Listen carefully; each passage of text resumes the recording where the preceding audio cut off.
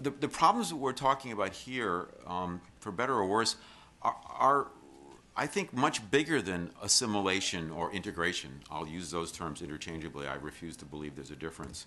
The example of CARE, which I think is the most problematic and troublesome Muslim American organization, and it's partly the most troublesome, partly because of its origins, but partly because it is the most dynamic Muslim American organization that manages to bring in substantial numbers of second-generation Muslim Americans who I assure you are very integrated and very assimilated. Maybe not thanks to their public schools, but by virtue of our popular culture, our law schools, all sorts of other elements in American society. They feel very entitled as American citizens, very angry as American citizens about the kinds of perceptions that other Americans have of Muslims, of being treated unfairly.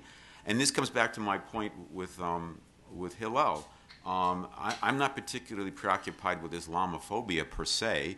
I agree that there's a certain amount of conflict and hate in any given society that you can't do much about.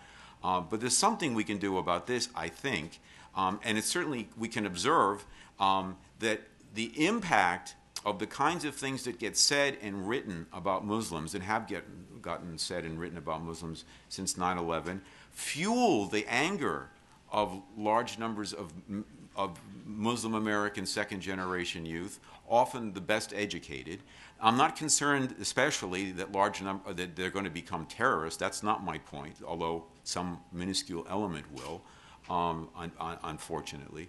But large numbers of them feel quite outraged at the way they're being treated, and that is, they become not only fodder, but the leaders of the next generation of an organization like CARE, which is not barking up the right tree. It's part of the diversion of focusing on all these other questions instead of focusing on the more pressing questions about how Muslims are going to become loyal American citizens in a way that we can all,